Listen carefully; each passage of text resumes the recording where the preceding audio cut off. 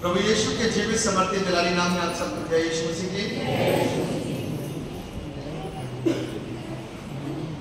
आज का इस खजूर के इतवार का पर्व आप सबको बहुत बहुत मुबारक।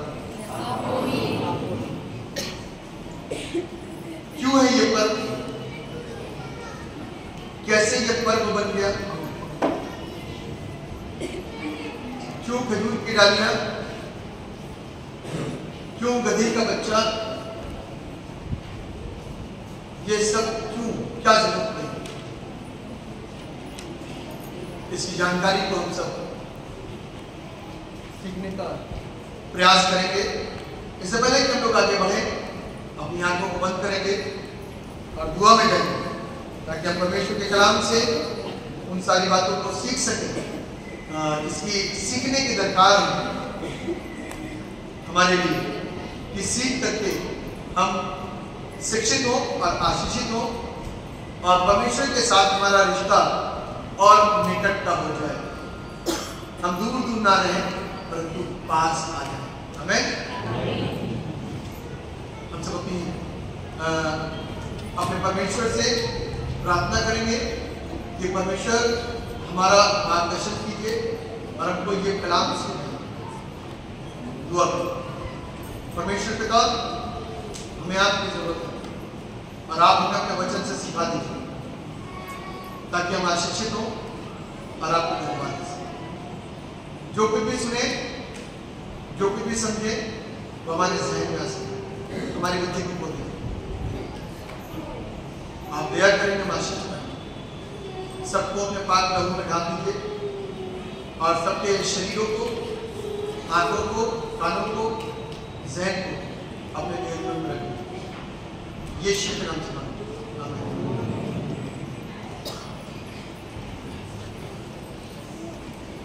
सबको जय यीशु मसीह की। कौन सा पर्व है?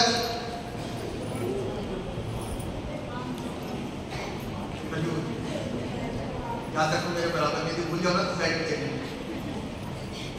ठीक है। ये वो खजूर है, ये डालियां है। पेड़ काय से पिछाना जा रहा है?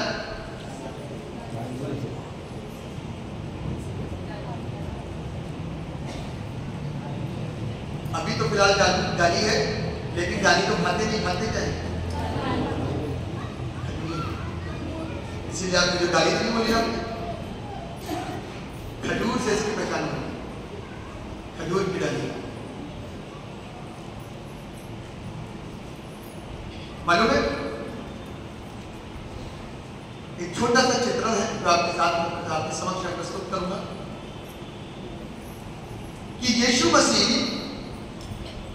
बैतनिया गांव से लगभग 7 मील दूर यरूशलेम था। 1 मील लगभग 1.5 किलोमीटर के आसपास। 1 मील लगभग 7 से 8 ऐसे ही होगा, लगभग 1.5 किलोमीटर के आसपास। और बैतनिया में यीशु मसीह मार्था और मरियम के घर पे थे। वहां से यरूशलेम आ रहे हैं। मालूम है आपको यरूशलेम क्या है? मेरे साथ साथ बोलते रहेंगे तो बड़ा अच्छा लगेगा। यरूशलेम क्या है? रोटी का। और यीशु क्या कहता है? जीवन की रोटी। तो किसका घर पर?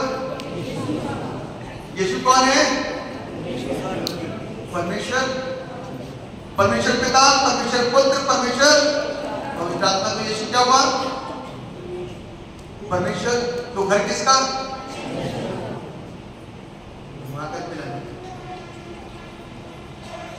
परमेश्वर का घर है। और यीशु मसीह कहां से कहां पे घर लौट करते हैं? कहां पर? यरूशलेम। कुल 7 से 8 मील दूर बैतनिया एक गांव था, वहां से यहां पर आ रहे हैं। एक बड़ा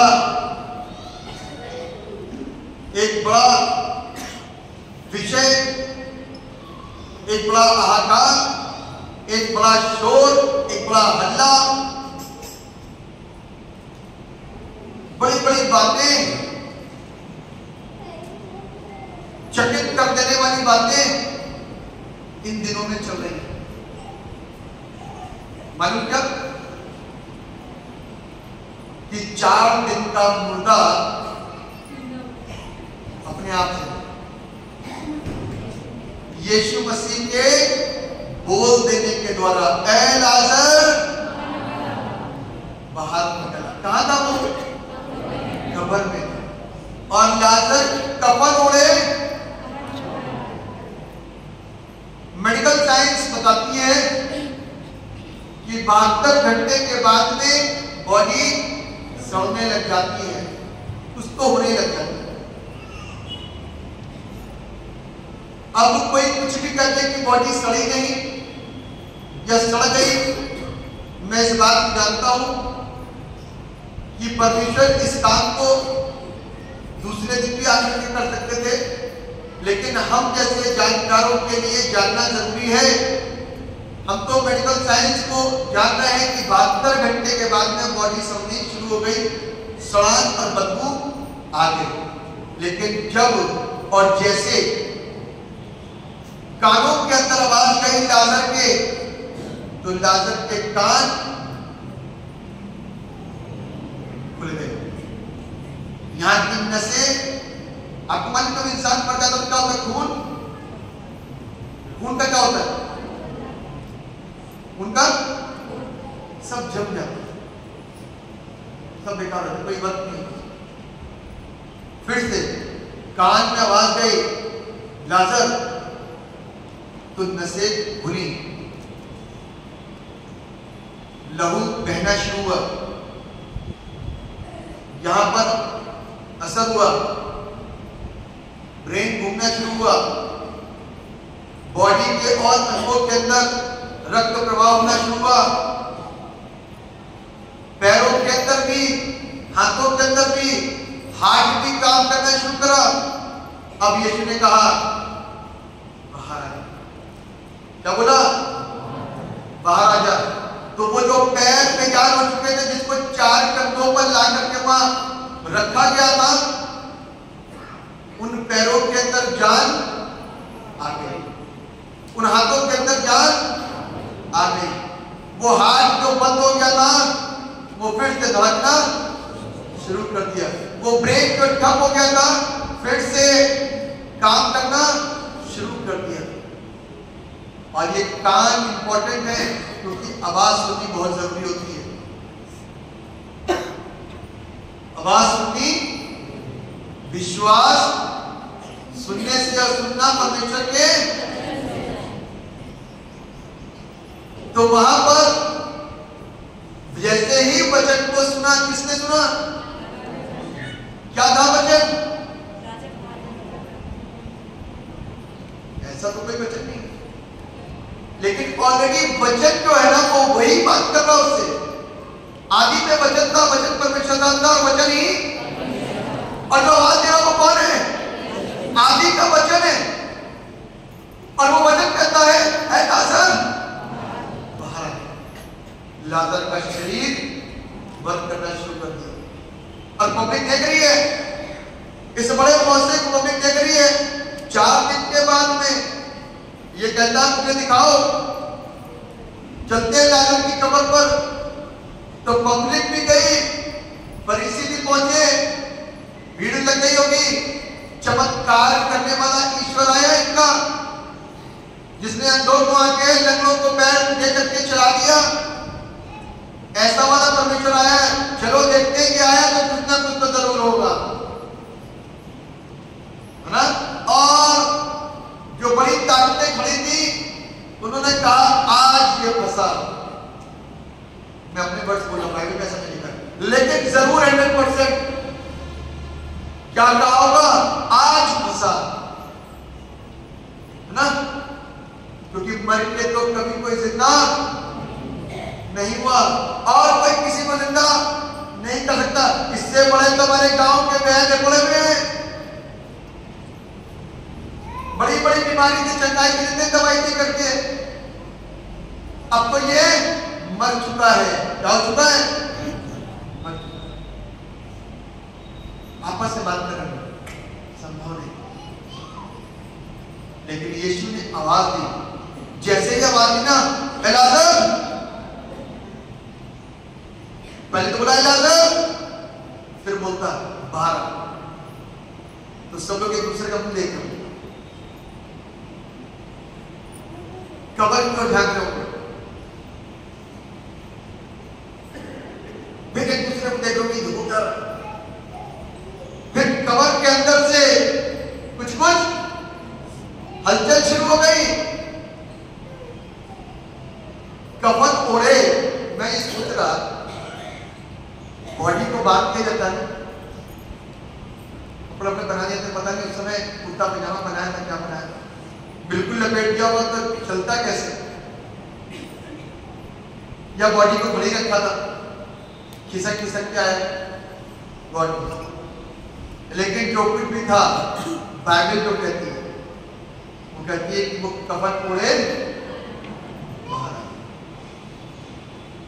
कफन ओढ़े क्या हो गया, और सारे के सारे, किसी का मुंह इतना खुला, किसी की आंखें फटी की फटी रह गई, कोई चिल्ला उठे, कोई भूत बोल रहे होंगे, कोई यीशु को देख रहे होंगे, कोई लाजर को देख रहे होंगे, कोई खाली कब्र के अंदर घुस तक के देखने गए होंगे।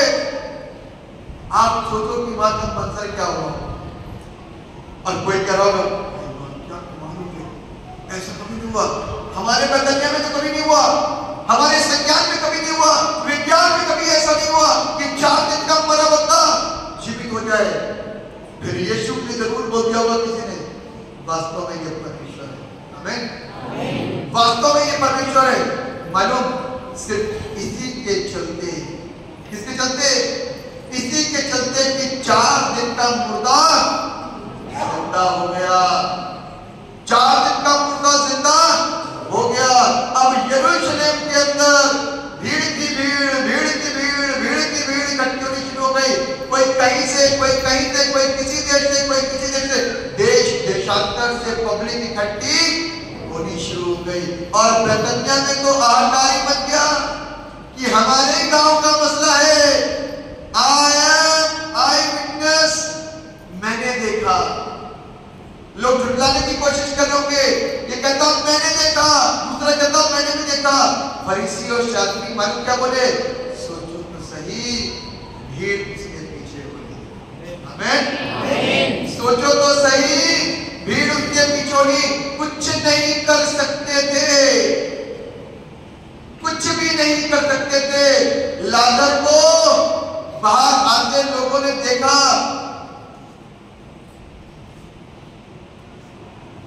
कुछ तो रो पड़े होंगे। कौन रोया होगा बता सकता कोई? कौन रोया होगा? मार्था और मरियम, मेरा भाई जीवित हो गया। यीशु ने कहा मत डर, विश्वास कर, पुनरुत्थान और जीवन मैं ही हूं। हाँ प्रभु, मुझे मालूम है कि पुनरुत्थान के दिन मेरा भाई जीवित हो जाएगा। यदि आज की तारीख में किसी की सोच लिमिटेड है ना, तो अपनी लिमिटेड सोच को प्रभु के क्षेत्र से हटा दें, क्योंकि प्रभु लिमिटेड नहीं, अनलिमिटेड है। वो परमेश्वर है जो आप सोच नहीं सकते, वो काम। आप कहोगे कि ये पत्नी गवर्नमेंट की जा नहीं सकती, वो जा सकती है।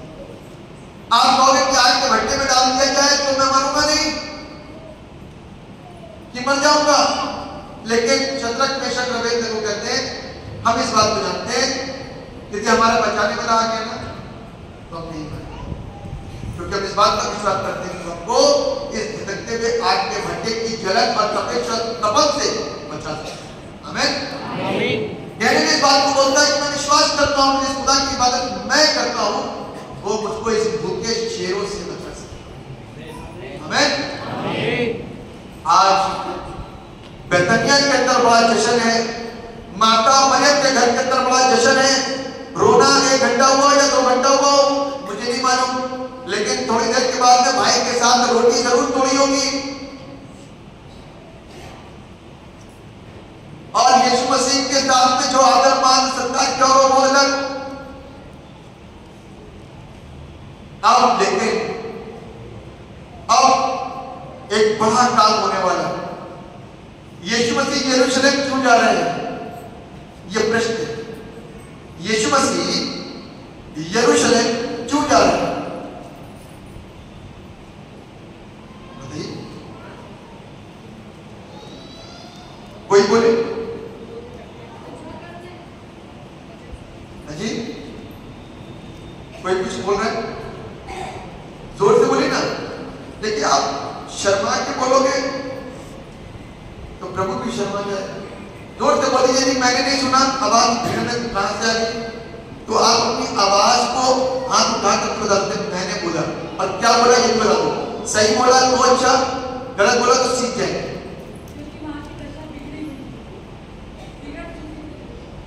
और बताइए यीशु मसीह यरूशलेम क्यों आए, प्रचार करने के लिए।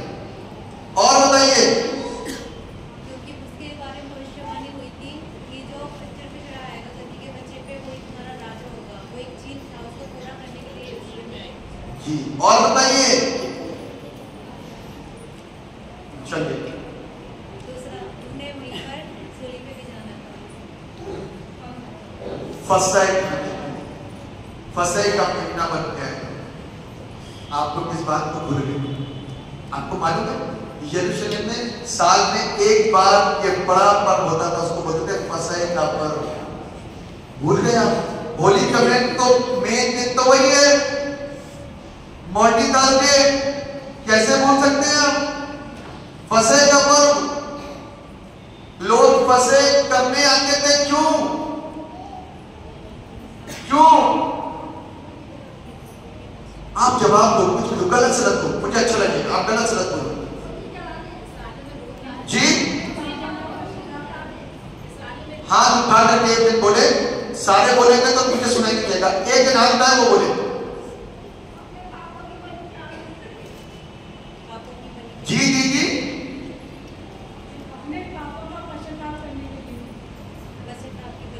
अरे उसके पापों का पश्चाताप नहीं, हमारे पापों का पश्चाताप, हमारे पापों के बदले, हमारे पापों के बदले बलिदान बन करके आया। वो शब्दों का सही चेंज कर सकते हैं हम। हमारे पापों के बदले वो बलिदान का मेमना, वो सैक्रिफाइस बन करके आया। समझना है हमको। हम इसका मतलब अभी वो थ्योरी नहीं जान पाए, अभी वो शिक्षा हमारी कॉन्सेप्ट क्लियर नहीं है अभी तक। कॉन्सेप्ट क्लियर करिए। क्यों भाई, क्यों? और क्लियर करिए मेरे को। मैं चाहता हूं कि आप सब लोग जितने यहां बैठे हो ना, आप सबको पता होना चाहिए कि फसह का पर्व क्या होता है। फसह का पर्व क्या होता है आप लोगों को पता होना चाहिए। आपको यह भी पता होना चाहिए कि यीशु मसीह यरूशलेम क्यों जा रहा था। अब उसका समय आ गया इस बात का कि अब मेरा समय आ गया कि मैं फिदिये में लोगों के लिए अपनी जान को कुर्बान कर दूं। फिदिये में लोगों के लिए अपनी जान कुर्बान कर दूं। गुनाह उनके माथे मेरे लगे। ऐसा कोई परमेश्वर आपने देखा? गुनाह हम सब ने किया, हम सब ने गुनाह हम सब ने किया। तो गुनाह का प्रायश्चित किसको करना था? हमको। करा किसने? इसको भूल गए? कैसे भूल सकते हैं? वो प्रभु भोज जो आने वाले बृहस्पतिवार को हमारा भेंट करेंगे, वो इस बात की यादगारी है। सूली तो बाद में आई, जी उठना उसके बाद में आया, लेकिन गुनाह पहले मेरे थे। इस बात को याद करिएगा कि मेरे खातिर वो उस दिन पकड़वा दिया गया, मेरे गुनाहों के लिए वो गुनहगार बना, मेरी वजह से उसने मुंह नहीं खोला, मेरे गुनाहों से मुझको आजाद करवाने के लिए उसने अपनी एक भी सफाई किसी के सामने पेश नहीं करी। मेरे को आजाद करने के लिए, मुझको मुक्त करने के लिए वो धब्बा खाता रहा, मार जाता रहा, गालियां सुनता रहा, अपमानित होता रहा, थूका गया उसके ऊपर, लज्जित होता रहा, सिर्फ मुझको सेफ साइड करा, मेरी ढाल बन करके खड़ा हुआ है। हम कैसे भूल सकते हैं उस चीज को? मरना हमको था, वो कोड़ों की मार हमको सहनी थी, वो बेटों की मार हमको सहनी थी। हम कैसे भूल सकते हैं इतनी आसानी से? कैसे भूल सकते हैं? वो फसा का मेमना बनकर के आया। फसा में मालूम क्या होता है? अब आप फसे को क्लियर करो, कोई भी एक जिसको पता हो, फसे को क्लियर करो कि फसा क्या होता है, फिर मैं आपको बताऊंगा।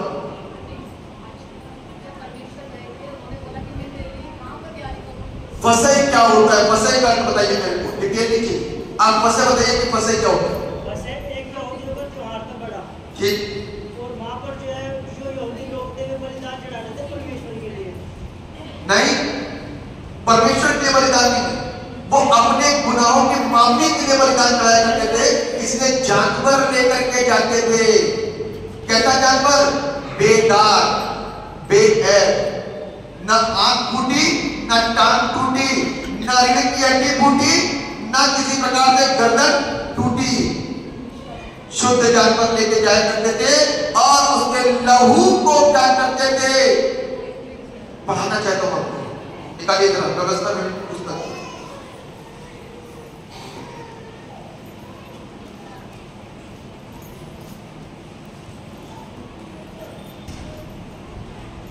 सब निकालिए।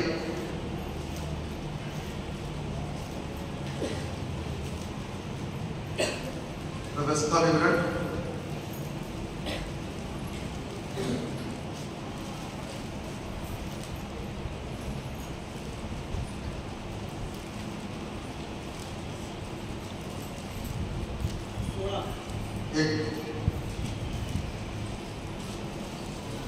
ये व्यवस्था विवरण नहीं है, व्यवस्था की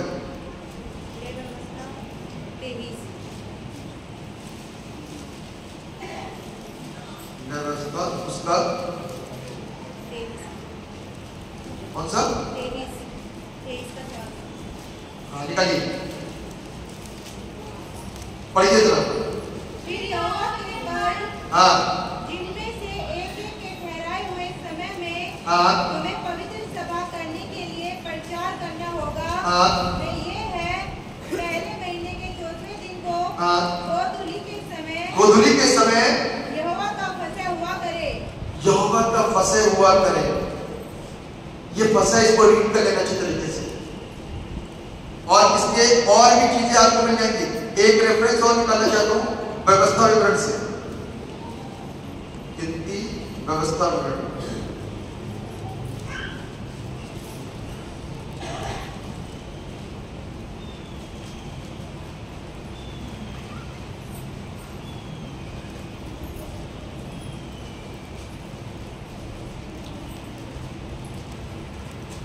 एग्जैक्टली मेरे को भी मिल नहीं पा रहा।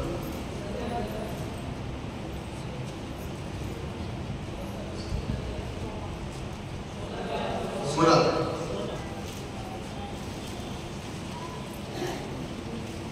हाँ, फसह का पर्व देखिए यहाँ लिखा हुआ है। हाँ, फसह का पर्व लेकिन अबीब के महीने को स्मरण करके अपने परमेश्वर यहोवा के लिए फसह का पर्व मनाना, क्योंकि अबीब महीने में तेरा परमेश्वर यहोवा रात को तुझे मिस्र से निकाल लाया। इसलिए जो स्थान यहोवा अपने नाम का निवास ठहराने को चुन लेगा, वही अपने परमेश्वर यहोवा के लिए भेड़ बकरियों गाय बैल और फसह करके बलि करना। क्या करना है? जानवर को फसह करके बलि करना। मालूम क्यों? मेरे गुनाहों की माफी के बदले जानवर को क्या करा जाता था? चढ़ाया जाता था। कैसा जानवर? कैसा? बेदाग, टूटा फूटा नहीं होना चाहिए, बीमार नहीं होना चाहिए, बिल्कुल सही। और एक बार होता था, उसको लेकर के जाते थे, याजक को दिया जाता था, उसका ब्लड महायाजक महापवित्र स्थान में अंदर जाकर के चढ़ाता था। तब पता चलता था कि हमको शुद्धता मिल गई कि ये पुराने वक्त की बातें जो आज भी बहुत सारे रिलीजन के तरफ फॉलो किया जाता है, जो हमारे लिए खत्म हो चुका है, जो हमारे लिए खत्म हो चुका है। यीशु मसीह कैसा था? फर्ज करिए आज मुझे स्वर्ग के राज्य में जाना है। आज का दिन आप सब सोच सकते हो, आज मुझे स्वर्ग के राज्य में जाना है, लेकिन मेरे अंदर सारी इच्छाएं, मेरे अंदर सारी इच्छाएं, लेकिन गाली देना नहीं छूटता। तो मैं क्या हो गया? क्या हो गया है? दाग वाला इंसान हो गया, मैं वहां नहीं पहुंच सकता। चलिए गाली देना नहीं आता, व्यभिचार करता हूं तो दाग फिर भी बना हुआ है। व्यभिचार नहीं करता तो चोरी करता हूं, फिर भी दाग बना हुआ है।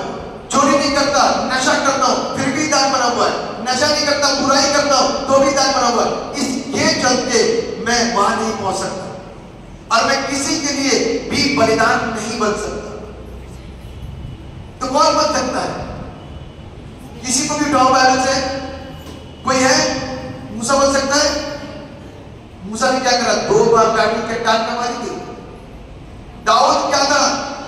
व्यभिचार कर बैठा, सब गलतियां करके बैठे, एक भी ऐसा नहीं था, क्योंकि मां से जन्मे थे ना। उनके अंदर जो रक्त था वो गुनहगार रक्त था, इसलिए गुनहगार रक्त किसी गुनहगार को कैसे आजाद कर सकता है?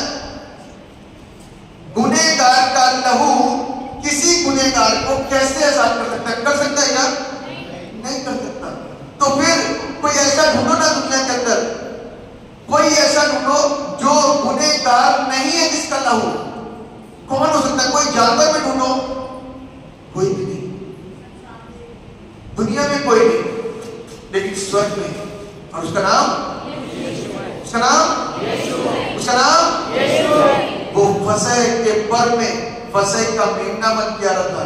हम तो फसह के पर में जाते थे अपने लिए कि मेरे गुनाह माफ किए जाएंगे, लेकिन वो जो जा रहा था वो सबके लिए कि मैं बलिदान होऊंगा और सबका गुनाह माफ हो जाए।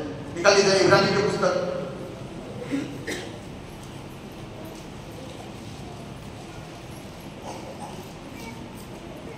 इब्रानियों उसका 10 और उसके पहले पद से पढ़िए। कोई एक पढ़े आराम से, ध्यान सुनना। क्योंकि व्यवस्था जिसमें आने वाली अच्छी वस्तुओं का प्रतिबिंब है। हाँ, ये व्यवस्था थी। क्या थी?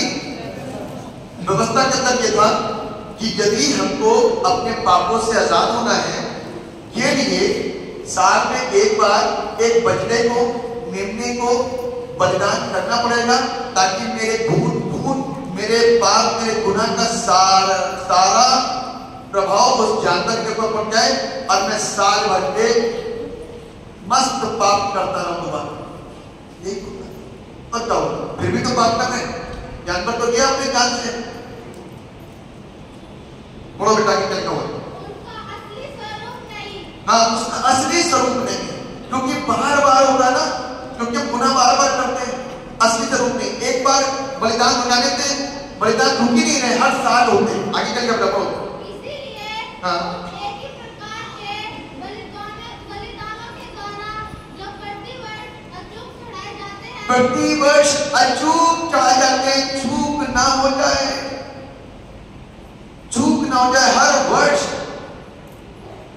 आगे, पास आने वालों को हाँ, कदापि सिद्ध नहीं कर सकती। जो भी बलिदान लेके जाता था ना, सिद्ध कभी नहीं हुआ कि अगले साल ना चढ़ाना पड़े। अगले साल के लिए अगले साल देखिए, फिलहाल तो इस साल कर दो, हैं? अगले साल का तो अगले साल देखेंगे। बीच में मर गए तो फिर क्या होगा? गुनहगार और पापी, क्योंकि व्यवस्था थी और यहाँ पर सोच थी कि हम पापी हैं और पाप से आजाद होने के लिए हमको एक मेमना अगले वर्ष में आबीब के महीने में चढ़ावे के तौर पे चढ़ाना है, ताकि जब यहां से तो रोते पीटते जाए, वहां से ताली पीटते जाए, है ना। आगे क्या लिखा बेटा बोलो। उनका चढ़ाना बंद क्यों नहीं था? बंद ही नहीं हुआ चढ़ाना, आज भी चढ़ रहा है। आगे क्या लिखा है? इसीलिए हाँ हाँ आगे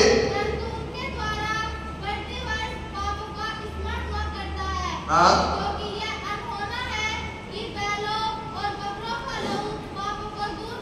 ये अनहोना है। हालेलुया। सुनने वाले जोर से बोलो हालेलुया। आपको कुछ समझ नहीं आएगा क्योंकि आप सब सो रहे हो, आप सब सो रहे हो। समझ में आ रहा है जितों को? जितों को समझ नहीं आ रहा हाथ उठा करिए।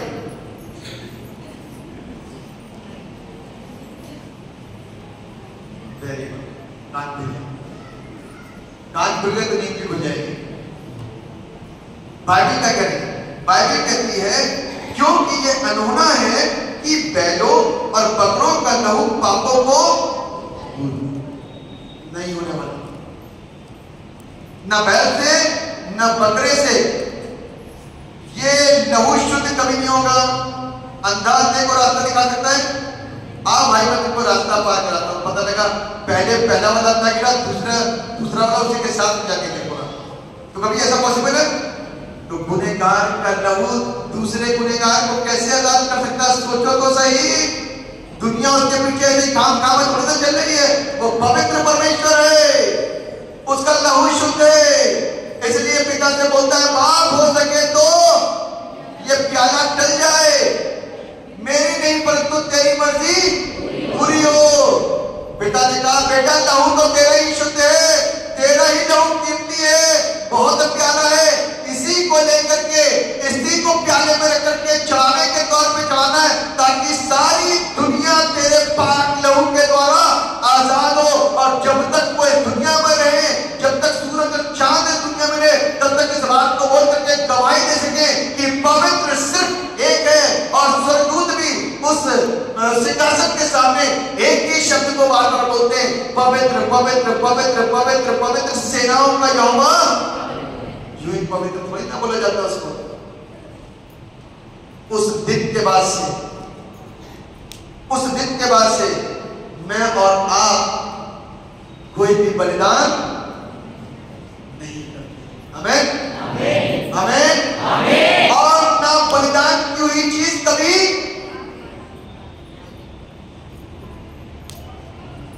उसमें आप तुम्हें क्यों है? और ना बलिदान की हुई चीज कभी, बलिदान करी चीज क्यों नहीं खानी चाहिए मालूम है? खोल दीजिए मेरे साथ पहला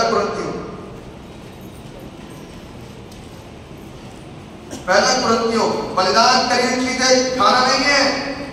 पहला कुरिन्थियों 10 अध्याय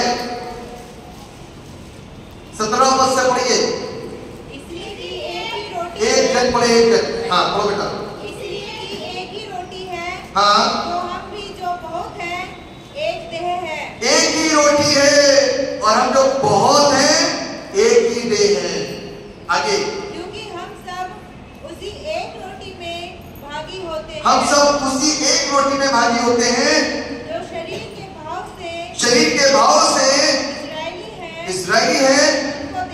उनको देखो क्या बलिदानों के खाने वाले हाँ वेदी के सहभागी नहीं? क्या बलिदानों के खाने वाले वेदी के सहभागी नहीं? हम कौन है? प्रभु यीशु के खून खरीदे लोग हैं। कैसे? प्रभु यीशु के खून खरीदे। लेकिन आपके पास में थोड़ी देर के बाद में किसी की वेदी के सामने किसी के नाम से कोई चढ़ाने के बाद में आपको काट करके आपके घर में 2 किलो पहुंचा दिया। आपने फट से कहा कि बाइबल में लिखा है दुआ करो और खा लो। बाइबल में लिखा है दुआ करो और खा लो, तो हमने खा लिया। लेकिन बाइबल में गलत बोल रही क्या? बाइबल गलत नहीं बोल रही, ध्यान रखना। गलत इंटरप्रिटेशन बाइबल कमाई का मत करिए अपने स्वार्थ के लिए, अपने टेस्ट के लिए और अपनी जुबान के लिए गलत इंटरप्रिटेशन मत करिए। बहुत अच्छा बेटा जी। फिर मैं क्या कहता हूँ, हाँ क्या यह कि मूर्ति पर चढ़ाया गया बलिदान कुछ है हाँ या मूर्ति कुछ है? हाँ नहीं, हाँ वरन यह कि अन्य जाति जो बलिदान करते हैं हाँ वे परमेश्वर के लिए नहीं हाँ परंतु दुष्टात्माओं के लिए बलिदान करते हैं। कान खुले कि नहीं खुले? ध्यान से सुना कि नहीं सुना? अन्य जाति जो बलिदान करते हैं परमेश्वर के लिए नहीं और दुष्टात्माओं के लिए। आप किस चीज को छोड़ता है? आपने मुंह से बोलो दुष्टात्मा, क्योंकि जो देवता आपकी लाइफ के अंदर काम नहीं करे बल्कि आपको सवार है, आपको परेशान कर रहे हैं, आपके ऊपर चढ़े बैठे, तो वो क्या है? जो आपको बचाते नहीं, वो दुष्टात्मा है। और बाइबल में इस बात को सिखा रही है कि कोई परमेश्वर को नहीं जानता। किसी मूर्ख ने कहा परमेश्वर है ही नहीं। जो बलिदान किए जाते हैं वो परमेश्वर के नहीं, वो दुष्ट आत्माओं के लिए किए जाते हैं। आगे पढ़ो तरीका। मैं नहीं चाहता हाँ कि तुम दुष्ट आत्माओं के सहभागी हो। मैं नहीं चाहता कि तुम दुष्ट आत्माओं के सहभागी हो।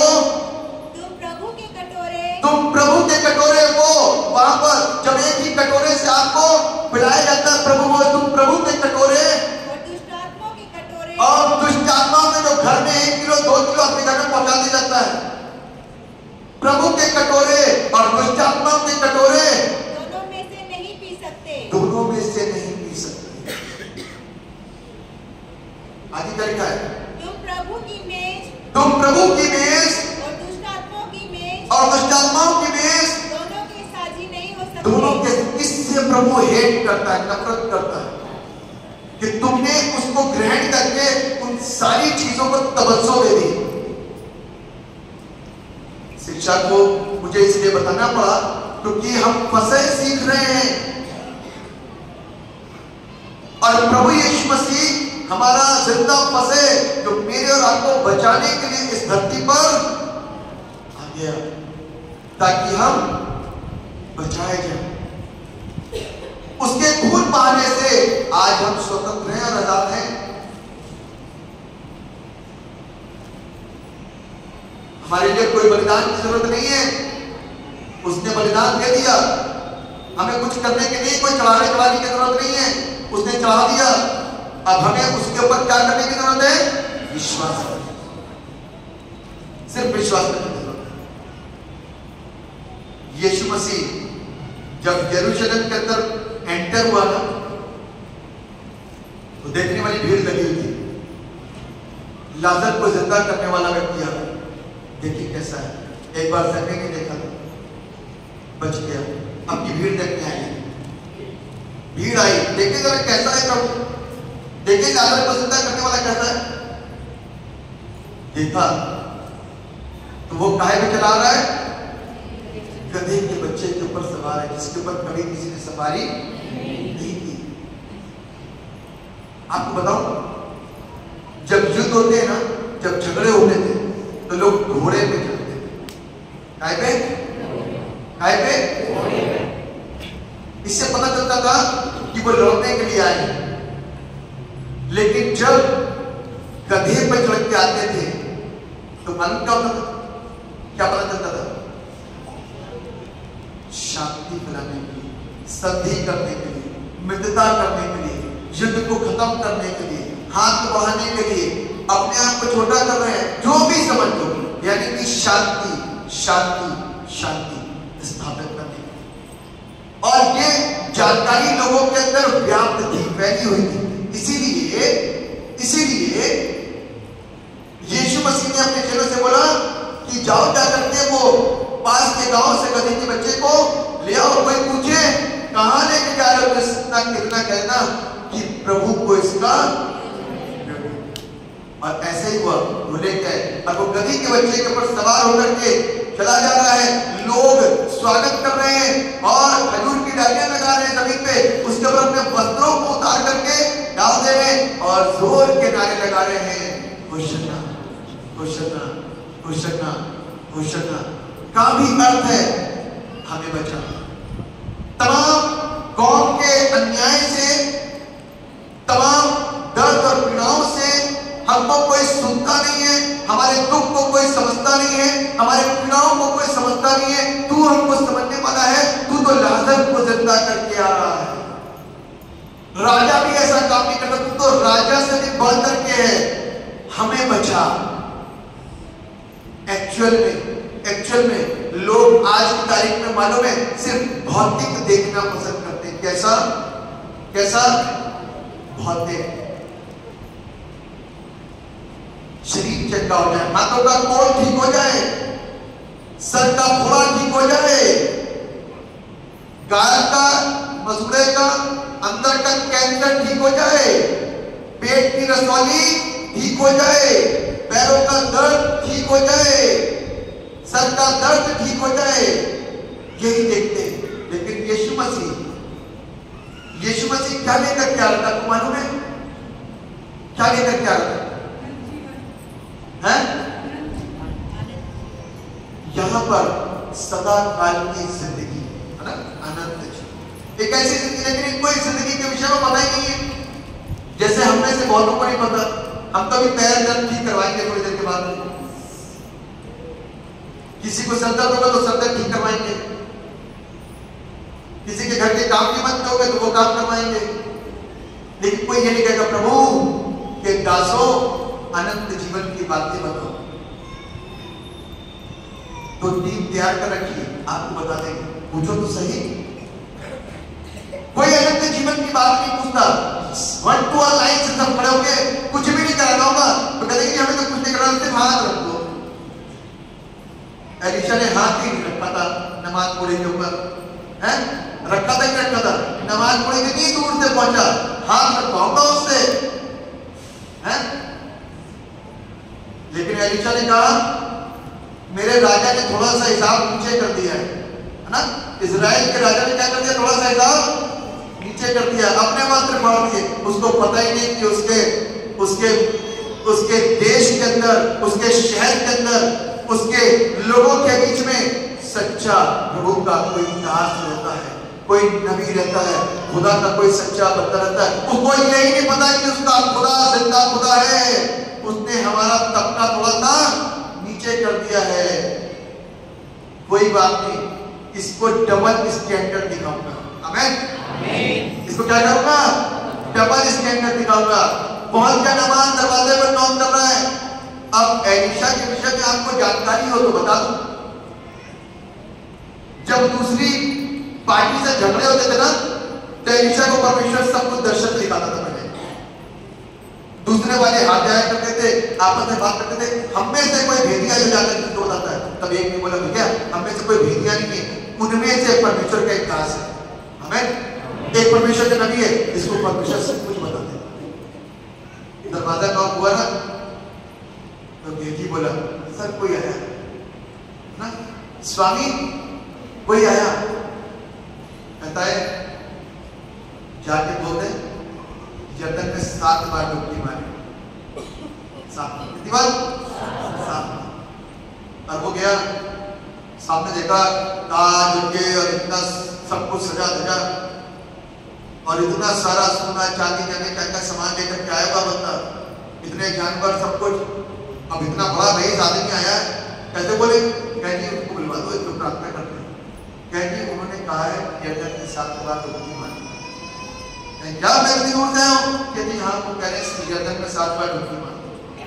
क्या बुलाओ तो सही, एक बार और क्या होगा? सर स्वामी बुला रहे हैं। मुझे बड़ी अच्छी स्टोरी लगती है, इसलिए मैं बड़े अच्छे ढंग से आपको बता दूं। तो उसने बोला होगा, मैंने बोला ना, उससे बोलो जा करके यर्दन में 7 बार डुबकी मारे ठीक हो जाएगा। उसको कह दिया कि अब स्वामी के आगे क्या बात बोले, अब कितनी बड़ी भी तोप सामने आ जाए। तो स्वामी ने बोला वही कहना है, क्योंकि स्वामी को काम करते हुए देखिए।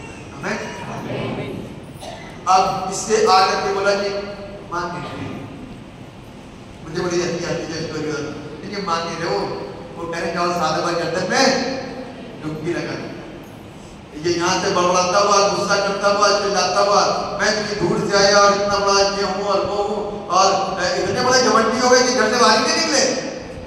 इतनी कौन सी दुआ सुनता होगा परमेश्वर, हमको इतनी दूर से बुला दिया। और उनके शहर की छोटी सी लड़की बोलती है हमारे शॉप रोड में एक ऐसा प्रभु के नबी है जो बोल देंगे तो चेक हो जाएंगे। और दरवाजा तक तो बोला गया, अंदर तो बुलाया तक नहीं। मैं सोचा था हाथ तक की दुआ कर देगा, सॉरी ये अंदर के साथ कर।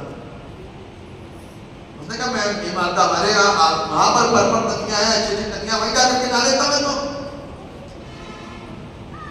तो उसके साथी ने बोला कहा सर इतनी दूर आए हो, मार कर डूबती। कोई बड़ा काम बोलता तो करते कि नहीं करते, करते कि नहीं करते हैं। आप तेरे पानी ले आओ, लेकिन मैं पहुंच गया कहते जी कोई बड़ी चीज मंगा दी तो आप लेकर के आओगे, क्योंकि आपको तो मालूम है कि आपको चिट्ठी होना है। तो उसने दाद ने बोला कर लो जी, डुबकी मान लो, कोई दिक्कत नहीं। ठीक है तुम कह रहे हो तो कर लो, मैं दिल नहीं कर रहा है। और क्या हुआ, वो पानी में उतर गया। 7 बार पानी की पहली डुबकी, पहले अपने आप को देखा फिर उसको देखा, सामने टीम खड़ी है। फिर दूसरी डुबकी, फिर अपने आप को देखा, फिर ढूंढ के उसको देखा। एक कुछ हुआ क्या, कुछ भी नहीं हुआ। उसने कहा सर बस। तीसरी, चौथी, पांचवी, छठी, और गुस्सा बढ़ता जा रहा है, गुस्सा बढ़ता जा रहा है। और उसने कहा सब लास्ट रह गए, आज्ञा तो मानी लो, पूरी तो करी लो कम से कम। 7वीं डुबकी जैसे किया, अंदर का सिस्टम चेंज हो, बाहर निकल गया। अरे भैया ये तो जबरदस्त दास है हमें, क्योंकि उसका शरीर किसके समान हो गया, बच्चों के समान। दोबारा उसके शरीर के अंदर कोड़ को क्या कोई इंफेक्शन तक नहीं। हालेलुया। जो प्रभु के द्वारा बचाए जाते हैं ना वो अद्भुत हो जाते हैं। इसलिए विश्वास करना, इसलिए विश्वास करना। इसलिए यहाँ पर हम और आप देखते हैं ये लोग क्या देख रहे हैं, इन लोग देख रहे हैं कि हमारा प्रभु आएगा और हमको चंगा कर दे। बस प्रभु चंगाई देने के नहीं, सदा काल का जीवन देने के लिए आया। हमें विजयी जीवन लेकर के आया, लेकिन वो देख ही नहीं पा रहे। उनको नहीं दिखा रहा कि हमारा थोड़ा ठीक होना है।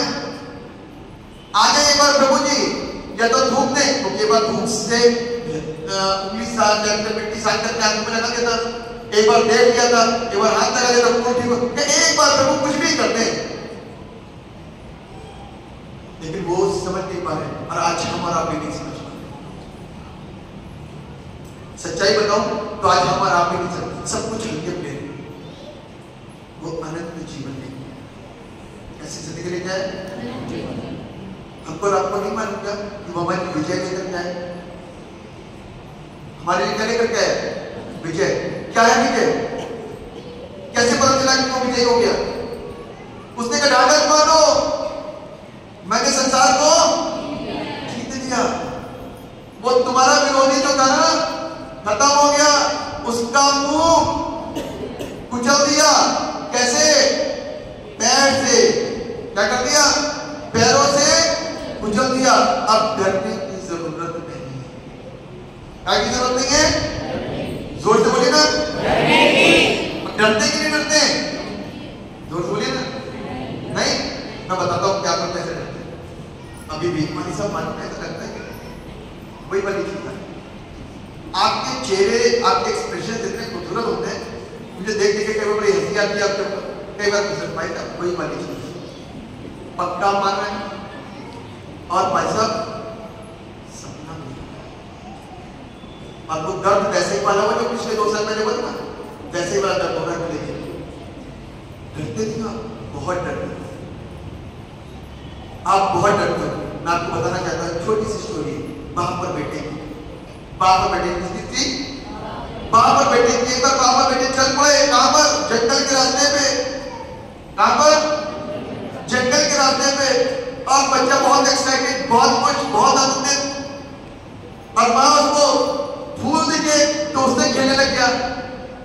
कितना प्यारा फूल है। दूसरा आगे बढ़ा तो कलरफुल मिल गया, वो कितना खूबसूरत है। उसके आगे तितली बैठी मिल गई, वो कितनी खूबसूरत है ना। चिड़िया कलर अद्भुत अद्भुत अलग अलग कलर की मिल गई, उसको देखने लग गया। पापा की वो कितनी खूबसूरत चिड़िया। पापा ने वो कितनी कही थी, बिल्ली इसको पे बांध जाओ ना, इतनी देवी को पकड़ के दे दो ना। इतना इतना एक्साइटेड था।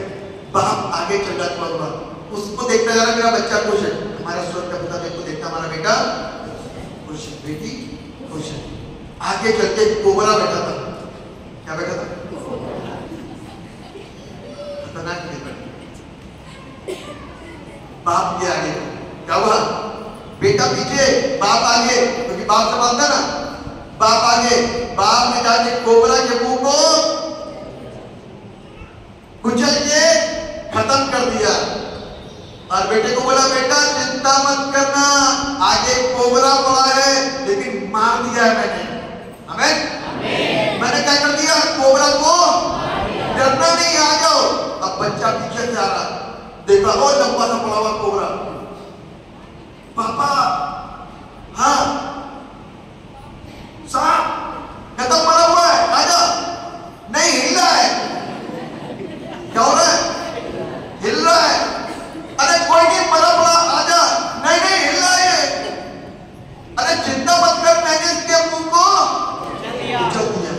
आप हिलने वाले उस मरे हुए सांप से डरते हो, आपका विश्वास है। हंस तो रहे हो आप इस स्टोरी को सुनकर, लेकिन मालूम है एक्चुअल में हम डर रहे हैं। हमारे बाप कलवरी क्रूस के ऊपर शैतान के मुंह को क्या कर दिया? शैतान अपने फन को उठा पाया, तुम्हारा बड़ा पड़ा था, फन उठा पाया क्योंकि कुचला गया। लेकिन हम और आप डर के मारे पीछे हो जाते हैं। मैं आपको बताना चाहता हूं कि यीशु मसीह जो फसह का मेमना बनकर के आया कलवरी क्रूस के ऊपर, उसने अपनी जान को क्या कर दिया? उसके लहू बहाने से वो कोबरा जो है ना, उसका टंग टूट गया। इतना पवित्र लहू कि उस पवित्र लहू के सामने उस शैतान का मुंह नीचा हुआ और जो मृत्यु को लेकर के घूमता था, कहता है मौत तेरा डर कहां रहा, जो राज करती थी। इसीलिए प्रभु के लोगों के लिए क्या बोलते हैं कि जो प्रभु में है वो सो गए, जो प्रभु में थे वो सो गए, मरे नहीं, सो रहे वो जग जाए, क्योंकि प्रभु ने ऐसा प्रयोजन मेरे और आपके लिए किया है। ऐसा प्रयोजन प्रभु ने मेरे और आपके लिए किया। मेरे प्रियो, आज वो प्रभु मेरे और आपके लिए एक जबरदस्त विजय को लेके आए।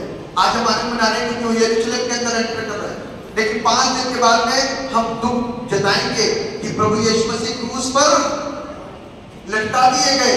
अरे भैया, कोई चीज ऐसे ही नहीं हुई, उसने अपनी लाइफ ऑफर करी। आमीन। कोई ये ना कहे कि ये क्या हुआ, प्रभु को मार दिया गया, उसको क्रूस दिया गया। वो स्वयं आया काय के लिए? बलिदान।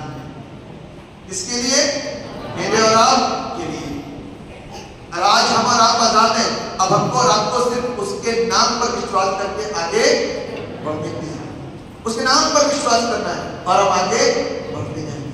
आज वो मेरे और आपके लिए एक ऐसी जिंदगी को लेकर के है, ऐसी चीजों को लेकर के है, ताकि हम उसके नाम पर विश्वास कर सकें और उसके पीछे पीछे ईमानदारी के साथ में चल सकें। जब दाना अंदर जाता है ना तो मरता है, उसके बाद में क्या होता है? यीशु मसीह जब गया ना अंदर, उसका तो वापस आया जीवित होकर के। जब जीवित होकर बाहर आया तो क्या लेके आया? मानो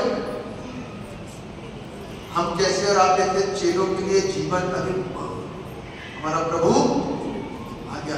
जब बंद दरवाजे से वो एंटर हुआ ना तो चेले अवाक रह गए। ये क्या हुआ? प्रभु तू ही कि कोई भूत? क्या मुझे अपने पंजर दिखा? यीशु ने अपने पंजर दिखा, अपने हाथों के अपने पैरों के निशान दिखा कि तू ही है। प्रभु ने दिखाया और विश्वास दिया। आज वो मेरे और आपके उस विजय को लेकर है। हम विश्वास करने के द्वारा अंधकार की शक्ति के ऊपर काबू आ सकते और उनको काबू कर सकते हैं, उनको हरा करके, उनको परास्त करके भेज सकते हैं। आमीन। लेकिन हम कमजोर बन के घूम रहे हैं। हमको समय के लिहाज से तो गुरु बन जाना था, लेकिन अभी भी हम कैसे हैं? जोर से बोलिए ना। कितने लोग इधर उधर हैं? जिन्होंने बोला तुमने तो हाथ में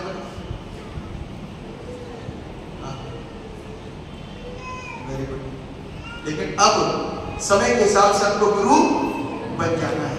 बाकी आपको इस बात को सिखा रही है, क्योंकि जब तक इंसान यीशु मरा नहीं तब तक जीवन आया नहीं। अपन लोग कहते हैं ना, यीशु मरा, उसके साथ मर गए, उसके साथ जी उठे। जब जी वो उठा तब हम जी उठे, और वो जी उठा है। आने वाले हफ्ते हम लोग जी उठने का पर्व मनाएंगे। लेकिन हम जी उठे कि नहीं उठे? कि आज भी रोज मर मर के जीवन जी रहे हैं? आज भी अपनी बीमारी को देखते तो रोते हैं, आज अपने दर्द को देखते तो रोते हैं, आज अपने घर की समस्या को देखते तो रोते हैं, आज अपने बैंक बैलेंस को देखते तो रोते हैं, आज अपनी नौकरी को देखते तो रोते हैं, आज अपने सैलरी में देखते नहीं रोते हैं। कैसे होगा? रोना बंद कर दो, आज से हंसना शुरू करो, क्योंकि प्रभु यीशु मसीह ने संसार को हर हालातों में जीना शुरू कर दो। हर हालातों में परमेश्वर के नाम को लेना शुरू कर दो। हर हालातों में कह दो कि प्रभु मेरे लिए आपने यदि ऐसा रखा है तो मैं ऐसे जीऊंगा, और मुझे मालूम है कि इसमें जो मैं जीऊंगा ना उसमें भी आपकी आशीष है। आमीन। जो हो रहा है होने दो, परमेश्वर से प्रार्थना करो। यदि आप ये कहोगे ना, बाइबल में बड़ी खूबसूरत आयत लिखी है, उसको अपने दिमाग के अंदर बसा लेना, याद कर लेना। प्रभु के लोगों के लिए, इसलिए मैं साथ बोलता हूं, प्रभु के लोगों के लिए, एक साथ बोलिए ना, एक साथ ही बोलेंगे, 1 2 3। प्रभु के लोगों के लिए सारी बातें मिलकर भलाई को उत्पन्न करती है, भलाई को उत्पन्न करती है। अब आपकी लाइफ के अंदर कुछ भी होगा ना, आप प्रार्थना करना, प्रभु मेरी लाइफ के अंदर कोई भी चीज होगी वो आपकी मर्जी से होगी बस। और यदि वो अच्छी नहीं हो रही ना तो भी मैं समझूंगा कि आपकी ओर से।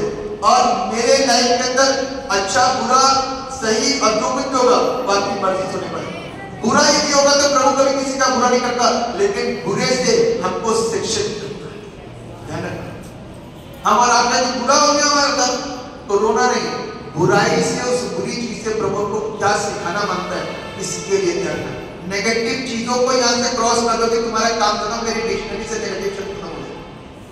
आमीन।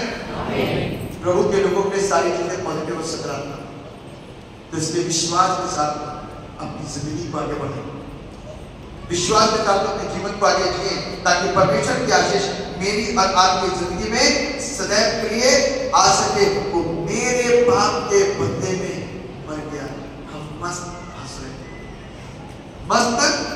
रहे हैं, मस्त खुश है, क्योंकि हमने पीड़ा नहीं सही, हमने पीड़ा नहीं सही।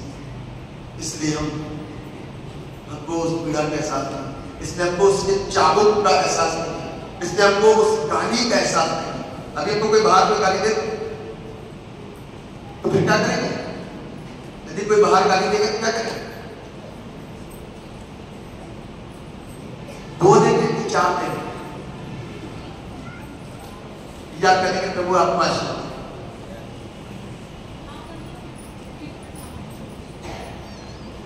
गुस्सा तो आ जाएगा। यदि आप अभी काले प्रभु का है और आज वचन सुन के और आज ही कुछ ऐसा हो जाए तो आप गुस्से के बारे में बोलोगे प्रभु आपको आशीष दे, कंट्रोल करते हुए, है ना, सीख के जा रहे हैं कैसे, प्रभु आपको आशीष दे।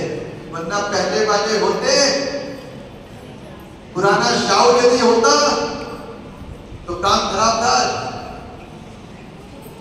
ठीक है ना। प्रभु उनको आगे बढ़ने के शिक्षित करते हैं। आज से आप प्रभु में आगे बढ़े, बच्चों में आगे बढ़े, प्रार्थना में आगे बढ़े और खूब बढ़े, ताकि हम इसको सही इंटरप्रेट कर सकें। गलत इंटरप्रिटेशन हमारी लाइफ को ना, हमारे जीवन को गलत जगह ले जाए, गलत संगति में ले जा सकते। और आपको पता चलेगा कि गलत संगति से एक गलत बीज आपकी लाइफ के अंदर क्या कर रहा है, एक गलत बीज आपकी लाइफ के अंदर एक छोटा सा उदाहरण, मेरी डायरी कुछ देते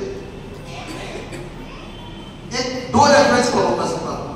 आपको लगता है कि आपकी लाइफ के अंदर कोई चीज गलत आ सकती है? आपको लगता है कि आपकी लाइफ में कोई गलत चीज आ सकती है? हाँ या ना?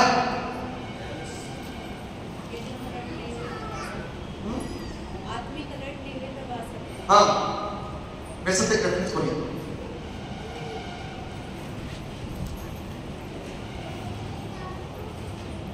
मत्ती रचित सुसमाचार 13 अध्याय 24 पद से जल्दी से बिल्कुल। यीशु ने उन्हें एक और दृष्टांत दिया। ध्यान से सुनिएगा, बोल लीजिए पहले सब लोग, मजा नहीं आएगी तब तक। यीशु ने उन्हें एक और दृष्टांत दिया। हाँ, स्वर्ग का राज्य। किसका राज्य? अंडरलाइन कर लीजिए इसको, काय का राज्य है ये? स्वर्ग का राज। आइए क्या लिखा हुआ है? उस मनुष्य के समान है जिसने अपने खेत में अच्छा बीज बोया। जब लोग सो रहे थे, तो उसका शत्रु आकर गेहूं के बीज जंगली बीज बोकर चला गया। गेहूं के बीज जंगली बीज बोकर चला गया। जब अंकुर निकले और बालें लगी तो जंगली दाने भी दिखाई दिए। बस कहां का जीवन है ये? कहां का राज्य है? ध्यान से पढ़ रहे हैं, कहां का राज्य है? जोर से बोलिए ना। स्वर्ग का राज्य। स्वर्ग के राज्य में क्या क्या चीजें मिली आपको? खेत मिला, बीज मिला, ठीक है, जो अच्छा बीज था। लोग सोने में लग गए, वहां शत्रु आ गया। कहां पर आ गया? कौन से राज्य में? जोर से बोलिए ना। स्वर्ग के राज्य में शत्रु आ गया और गेहूं के बीज क्या डाल के चला गया? कौन से राज्य में आया शत्रु? स्वर्ग के राज्य में शत्रु आ गया, क्या डाल के गया? जंगली बीज डाल के गया, ठीक है। और जब अंकुर निकले और बालें लगी तो क्या हुआ? अब एक रेफरेंस और पढ़ेंगे, ठीक है, एक रेफरेंस और। मरकुस सुसमाचार उसका 4वां अध्याय और उसके 26 पद से। फिर उसने कहा परमेश्वर का राज्य। अभी किसका राज है? राज्य पहचानिएगा, पहले स्वर्ग का राज, अब किसका राज है? परमेश्वर का राज। आगे ऐसा है जैसे कोई मनुष्य हाँ भूमि पर बीज छीटे। भूमि आ गई, यानी कि खेत, भूमि और बीज गिरा गया। आगे और रात को सोए और दिन को जागे और वह बीज ऐसे उगे और वो बीज ऐसे उगे और बढ़े कि वो ना जाने पृथ्वी आप से आप पर लाती है। पहले अंकुर, फिर बाल, तब बालों में तैयार दाना। परंतु दाना जब पक जाता है तब वो तुरंत हंसिया लगाता है कटनी आ पहुंची है। यहाँ पर किस चीज की कमी है? चेक करिए आप लोग। बाइबल बोल रही है, आपने नहीं बोल रही? कौन से राज में थे पहले लोग? ये कौन सा राज है? क्या चीज इसमें कमी है बताइए? जंगली दाने आए कहां से? आप पढ़ो उसको ध्यान से। जंगली दाने कौन है किया था? शत्रु कौन है? शैतान। यहां पर क्या चीज की कमी कौन नहीं मिल रहा है? यहाँ पर परमेश्वर के राज्य में शत्रु नहीं मिल रहा है। हालेलुया। परमेश्वर के राज्य में शत्रु नहीं है, लेकिन स्वर्ग के राज्य में शत्रु मौजूद है। अय्यूब ये विषय में जब जानकारी दे रहे थे, ये वही राज्य था जहां पर शत्रु मौजूद था। बाकी अदन के अंदर शत्रु मौजूद था, लेकिन परमेश्वर के राज्य में मस्त सो रहा है। बीज डालने का मस्त सो रहा है, दिन में भी सो रहा है, रात में सो रहा है। आप ही आप सब कुछ हो रहा है। क्या हो रहा है? आप ही आप सब कुछ हो रहा है, कोई प्रॉब्लम नहीं है। लेकिन इधर क्या हुआ? जंगली भी आए और अच्छे भी आए। तब कहा गया इस बीच में पता नहीं कौन सा बीज बैठा हो, हमें नहीं मालूम, क्योंकि आप सब ऊपर से अच्छे दिख रहे हो। क्योंकि जंगली की पहचान तो तब हुई ना जब वो बढ़ करके अपने स्वभाव को दिखाना शुरू करे, तब पता चला कि जंगली क्या है और अच्छा क्या है। हालेलुया। जितने लोगों को समझ नहीं आ रहा वो हाथ ऊंचा करें। ये लोग बहुत समझदार हैं, आई अप्रिशिएट यू। और क्या बहुत समझदार हो कि परमेश्वर के राज्य में पहुंचना है, किस स्वर्ग के राज्य में पहुंचना है? परमेश्वर कहाँ रहता है? स्वर्ग में रहता हो। परमेश्वर कहाँ रहता है? बता सकते हो? मेन स्वर्ग जो है वहां रहता है। आमीन। मेन जो स्वर्ग है वहां पर रहता है, वो स्वर्ग है, वास्तव में स्वर्ग है। एक होती चीज स्वर्ग लोग और एक होता है स्वर्ग प्रभु। मेन मुख्य स्वर्ग पे जिसको बोलते हैं परमेश्वर का राज्य। क्या बोलते हैं? जोर से बोलिए ना, क्या बोलते हैं? वहां पर शैतान की एंट्री नहीं है। Hallelujah, hallelujah. अब अपनी लाइफ को आपने कैसा बनाया कि शैतान की एंट्री ना हो? हम मनुष्य है, मालूम है, एंट्री मारेगा। जब यीशु की लाइफ के पास आया ना उसको हराने के लिए, उसकी परीक्षा लेने के लिए, तो मेरे पास नहीं आएगा क्या? यदि नहीं आएगा तो भेजा जाएगा। बाइबल क्या कहती है, ध्यान से पढ़ना आपको। तब आत्मा उसे जंगल में, ताकि इब्लीस से उसकी परीक्षा हो। हम परफेक्ट यदि होने की कोशिश भी करेंगे तो हो नहीं पाएंगे। कोशिश करो, हमारी परीक्षा होगी, कहीं गिर ना जाए। हमको मालूम है शैतान का हथियार क्या बता सकता कोई? शैतान का हथियार पाप है। हथियार क्या है? क्या चलाता हो? हम जवानों की लाइफ के ऊपर क्या चलाता बताओ? व्यभिचार। देखो जी, जवानों के ऊपर हथियार चला रहा हो व्यभिचार का, और धन, लालच, वेरी गुड, और नशा, वेरी गुड। हाँ, ये गेम सब। लेकिन सबसे ज्यादा इंसान को यदि पैसा मिल जाए तो पैसे के साथ में व्यभिचार आएगा, है ना? व्यभिचार।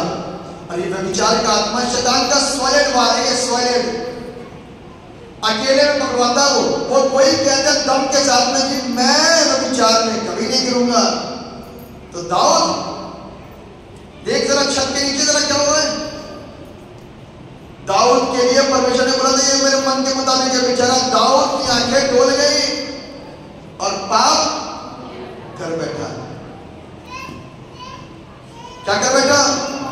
पतरस ने बोला सब तुझे छोड़ दे, लेकिन मैं तुझे, तू आज ही 3 बार मुर्ग के बांध देने से पहले मेरा इनकार कर। घमंडी मत बन, और मुर्ग के बांध देने से पहले 3 बार प्रभु को उसने इनकार कर। मैं नहीं जानता कौन है प्रभु। तो ध्यान रखिएगा, ये अपने वार करता है शैतान, और स्वर्ण वार है, हम इसमें गिर सकते हैं। बचने की प्रार्थना करिए। इसीलिए उपवास के दिन ठहराए गए हैं, ताकि उपवास के दिनों में अपने आप को सुरक्षित रखें। ये छोटे छोटे छोटे छोटे जो बुराइयां, झगड़े, और ये तो एक लाइफ का पार्ट है। इसको तो कंट्रोल ही नहीं करते, इसको तो देखते ही नहीं। वो बड़े वार करते हैं। जब छोटे से काम नहीं बनता तब बड़े पे आते हैं। अपने आप को विजयी बनाने के लिए हमको स्ट्रॉन्ग होना है अपनी प्रार्थना के द्वारा। बनन उड़ा देगा, मालूम है, अरे मेरा ये काम हो ही नहीं, प्रभु मैं तेरी विधि सेवा करता हूं, मुझे संतान नहीं मिली, चिंता करने में मजबूर करेगा। लेकिन हमारा क्या बोलेंगे, ए तू मेरी लाइफ के अंदर हस्तक्षेप नहीं कर सकता, तू मुझको बहका नहीं सकता, मेरी शादी नहीं हुई, प्रभु अच्छी नौकरी नहीं, मैं तो तेरी विधि सेवा करता हूं। ये सारे वार हैं उसके। चौकस रहना, चौकस रहना। विजयी परमेश्वर के साथ में जीवन को जीना आसान काम नहीं है। गिराने वाला फट से खींचेगा, गिराएगा अपने बाल को करके। इसलिए आत्मा के हथियारों को उठा करके वार करना शुरू कर दो, विजय आपकी होगी, और जो आपके लिए होगा वो बेस्ट होगा। परमेश्वर के वचन के द्वारा आपको आशीर्वाद। परमेश्वर पिता हम आपको धन्यवाद देते हैं इस जीवन के लिए जो आपने दिया, अपने वचन से उभारा, शिक्षित किया, इसलिए हम आपको कोटि कोटि धन्यवाद करते हैं। हम सबको बरकत दीजिए, अपनी महिमा की ताकि प्रभु हम आपके कार्यों को बाखूबी अच्छे रूप से और अच्छे ढंग से कर सकें। आप दया करेंगे, हम करेंगे। हर एक को आशीष करेंगे। आज मैं चिंता करूँ सब एक बार सोचने को मजबूर कि हमें अपनी ज़िंदगी के लिए क्या फैसला देना है और क्या हम उस शैतान से लड़ सकते हैं। अभी तो बहुत सारे लोग शैतान के शिकंजे में हैं, लड़ना तो बहुत दूर है, लेकिन बहुत सारे लोग ऐसे हैं जो लड़ने के लिए तैयार हैं। आप उनको हिम्मत अता करें ताकि उसके ऊपर फतेह हासिल करके आगे बढ़े, ताकि प्रभु वो एक अच्छी से कई को अंजाम दे सके। धन्यवाद प्रभु, आपने मेरी प्रार्थना को सुनिए। सरादर महिमा बरबाद तू आपके नाम में मांगते जैसे सुनिए और कबूल कीजिए। आमीन।